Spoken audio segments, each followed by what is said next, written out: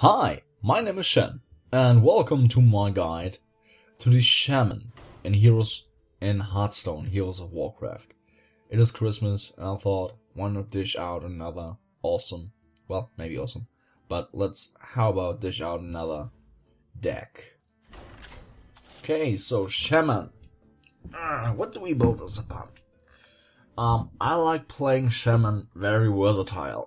There are people who use the overload cards, as you can see here. Overload means that you have X-less mana the next turn. That means if you play an overload card of 2 this turn and get a very strong monster or a strong spell for that, you will have 2 mana crystals less next turn. Which I, to be honest, do not like. So first of all, a very important card. I didn't get it open for some reason, even though it's common, so I hope you have it. I don't have it open.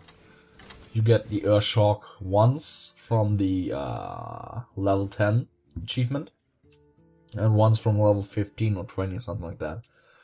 And then we have the Ancestral Healing spell. It restores immunity to full health and gives a taunt, which can be very useful.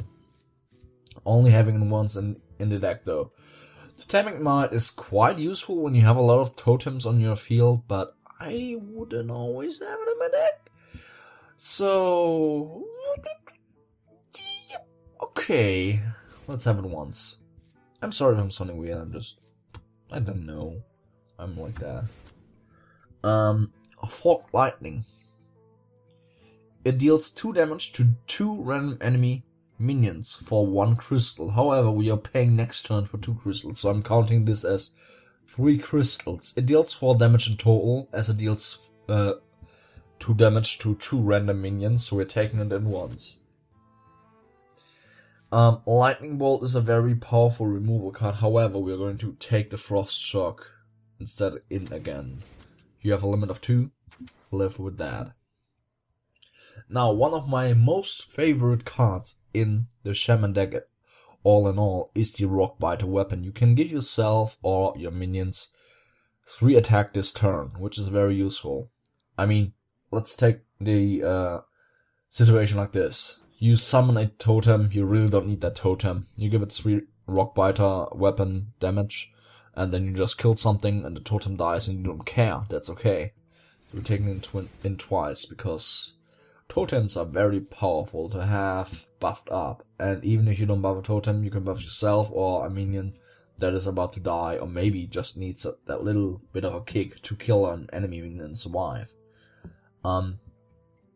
These cards here, they are rare and epic, so I'm not going to count on you having them. However, the Flame Tongue totem is very, very important, as it buffs you permanently, and there's a decent amount of health. And when we play the Totemic Might card, it even has 5 health. So you could even place it as a tank card, or place it behind a tanky totem or something like that.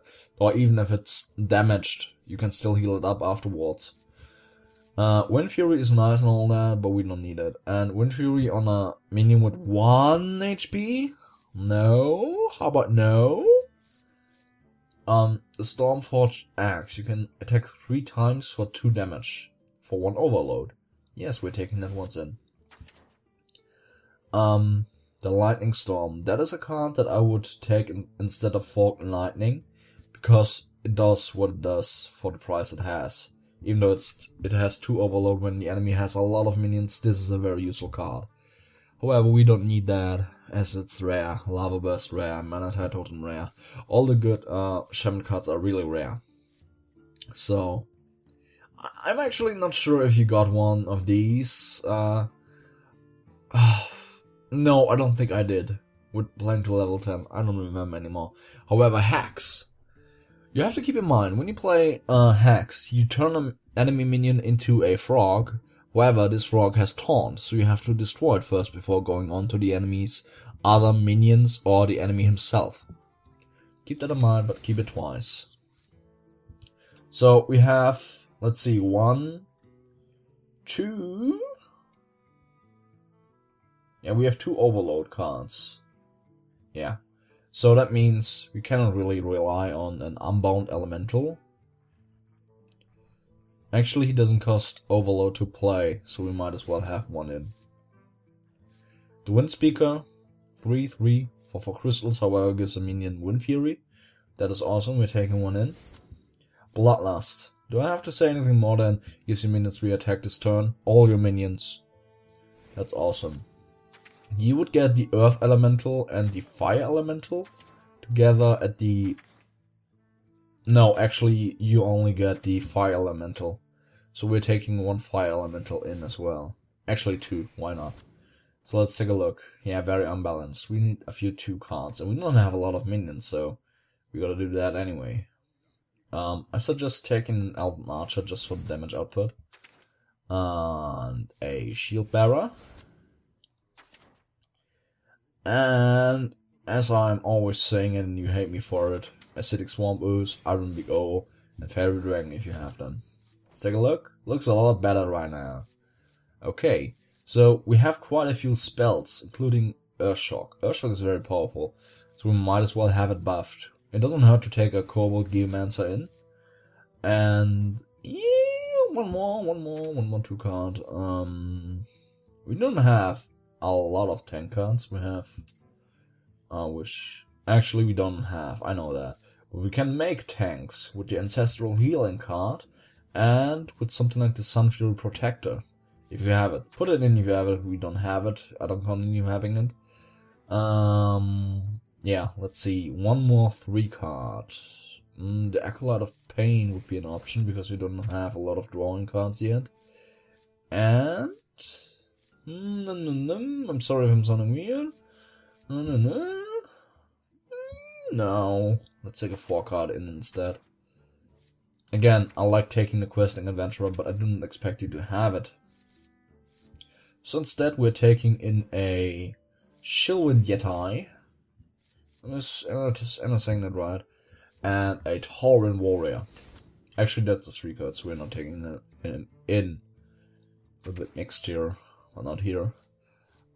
Take a Cult Master in, because you can summon totems all the time, and you will likely lose a few cards.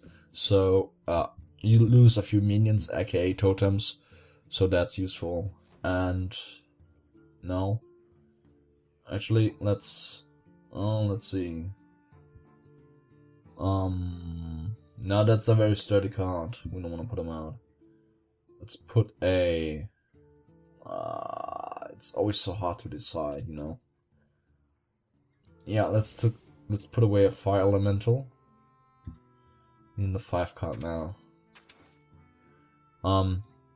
Yeah, that's the Elite Tauren Chieftain. I really want to show the play of it at some point, but yeah. You would get this for watching BlizzCon or attending BlizzCon.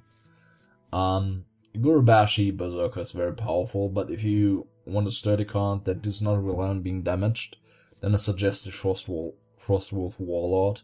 I'm taking the Frostwolf Warlord in this case, because I feel he's a better choice. Okay, now we need the really big cards. Let's take something like a Reckless Rocketeer, a lot of damage and charge, why not? Stormwind Champion, hell yeah. Take a look, okay. Now we need one above 7, no. Let's take a War Golem, because he's strong. Okay, now we need to remove a 6 card. I don't wanna... damn, this is hard. Do we need to... remove a 5 card then. Jeez. It's all up to you. I'm taking a Bloodlust out. I'm gonna put another big card in, just to be sure that I get my hands on the enemy at the end. Let's actually put a 6 card in, and we're taking a lot of the arena, because we know we don't have a lot of what's it called? Tanks, yeah. So that is my Shaman deck. We're going to call it what should we call it? It's a very versatile deck, going for minions and some spell damage, and we have really strong minions at the end. Yeah, what should we call it? That's hard, to be honest. Oh god, I can't come up with a name right now. I do not write a script down or something like that. The Earth... No. Oh.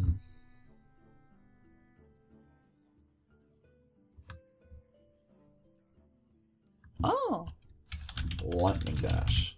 No, such lame.